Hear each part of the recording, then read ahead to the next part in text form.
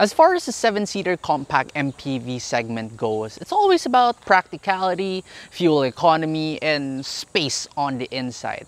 But finally, Hyundai has come here to give us something a lot better. Still with those things, but with an extra touch of class and style. This is the 2023 Hyundai Stargazer GLS Premium. Today, let me show you around this very beautiful looking MPV. While admittedly, it still has the typical proportions of a typical 7-seater compact MPV, Hyundai has at least given it so much add-ons on the exterior just to elevate it a notch further. So from this light bar up front, which is very similar to a Staria, to the short hood, and like these nice shapes all around the grille, it truly is a notch above the rest of its competitors. This car also comes with advanced driver assistance systems, but Hyundai has cleverly hidden all the sensors somewhere under here and it is not at all visible. Also, I'm really enjoying this split headlight effect that Hyundai has been doing for quite some time now, starting off with the Hyundai Kona. So you have LED headlights right here, but while you do get fog lights, they are only bulb type. On the side, you get 16-inch rims, and this is where you will notice the profile of the vehicle. It's just a lot sleeker with this really long raked windshield. You have so much of these lines by the doors, and it kind of angles a little bit upwards. So you're gonna have your rear door handle slightly higher compared to the front door handle. So the front looks good, and the side looks about okay. But what about the rear? This is where I think the Stargazer truly shines. You see, it has this sort of H pattern light bar that really does light up when you have your headlights on or your tail lamps on. But take note that these are not your reverse lights. Your reverse lights are still the typical ones here, the bigger ones on the side, and also the third brake light up above. Now, I also like how they have these ridged notches all around this piano black piece right here, and also Stargazer spelled out for you. But the coolest part about it is that once you do open up this tailgate, note the shape of it and how there are triangle holes on either side. It really does follow the contour of your taillights. Now, once this is open right here, you get tons of space if you do have those third row seats down. But if you have them up, well, it's a little bit limited, but it's about at par compared to the rest of its competitors. So overall, not bad. For your power inside the Hyundai Stargazer, you have a 1.5-liter naturally aspirated gasoline engine.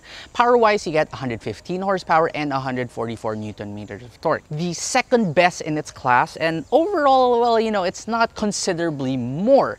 However, it does come with an IVT transmission, Hyundai's version of a CVT, but way more intelligent. And this transmission right here, as you'll see in the drive later on, is just so much better compared to a normal CVT.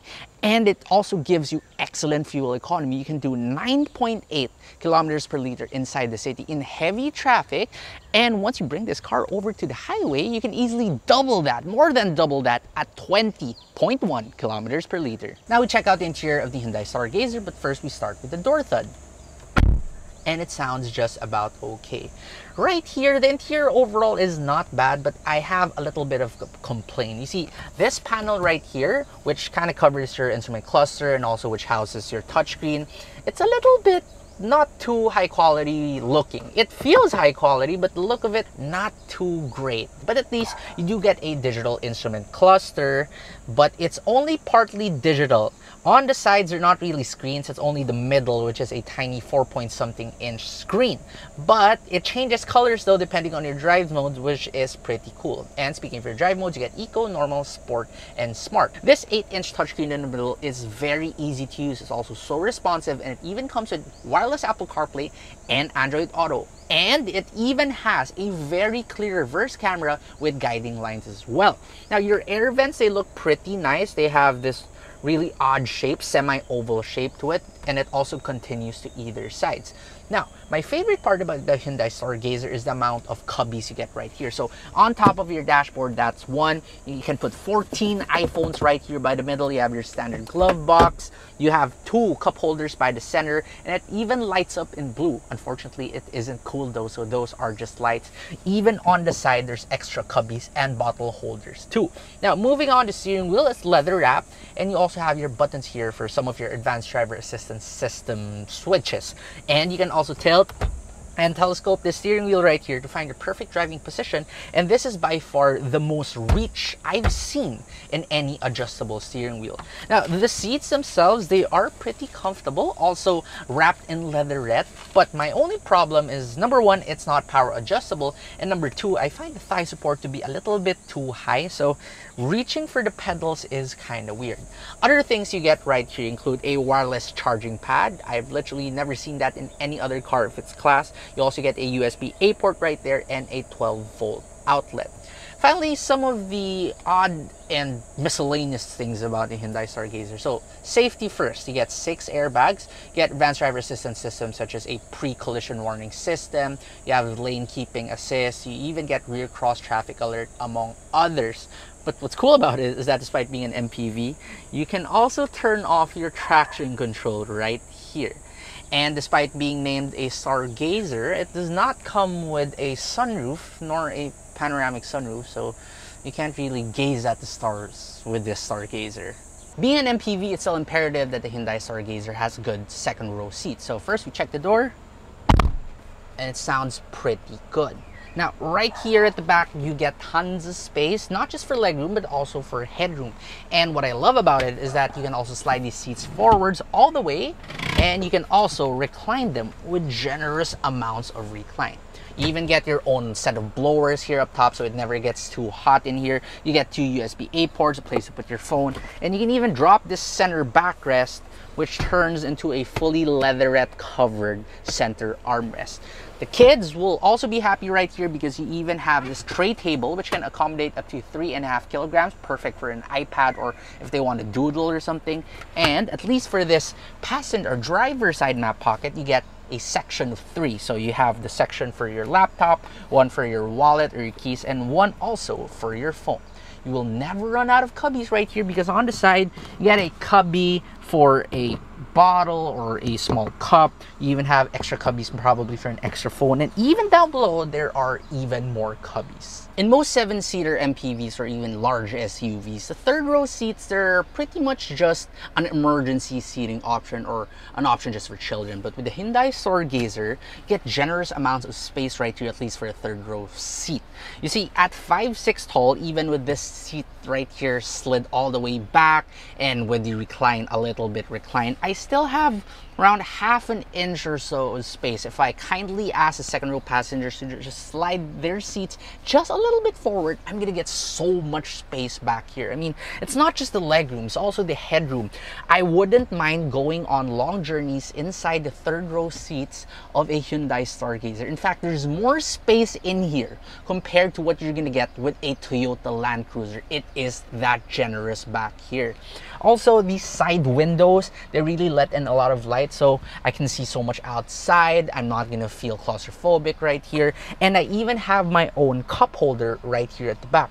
I also won't feel hot because even though I don't have my own air vents, since the second row blowers have 4 vents on them, we could probably split it, 2 for the second row people and 2 for us back here. Now we drive the Hyundai Stargazer. Immediately, I love driving this vehicle right here. Usually these 7-seater compact MPVs, or let's just say MPVs in general, they're not fun to drive. They're slow, they're bulky, they feel pretty heavy, but not with the Stargazer. This car right here, it feels incredibly light. You don't really feel like you're driving an MPV. I could liken the driving feel of this to a slightly more wallowy sedan. It's just super light. This car is so easy to maneuver inside the city. It's also good on the highway, which we'll talk about later. And more importantly, despite only having a 1.5-liter naturally aspirated gasoline engine, it feels like it has, okay, maybe not a turbo, but it feels like it has at least 1.8 liters. The power is only 115 more or less, but you really don't feel it. It's very much explosive. Even the transmission, usually you'd hate a CVT, but since this is the more intelligent IVT, glorified CVT transmission of Hyundai, you're never gonna feel lacking with this car.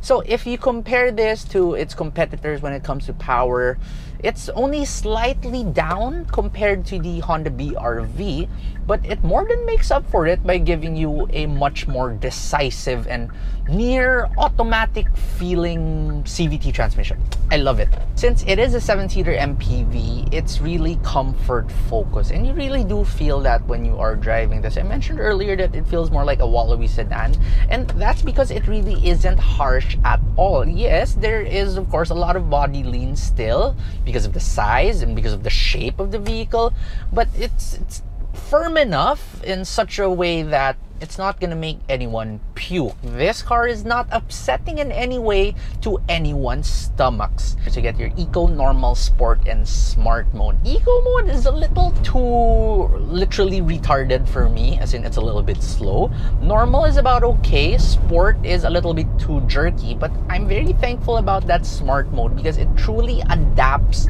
to the driving inputs that you give it. So it can function on Eco mode when it senses that you're driving a little bit slowly. If you mash down the accelerator a little bit more, it goes into normal mode automatically. But once you mash it all the way, it kind of just puts you into sport mode immediately because it recognizes, hey, this guy needs to hurry up.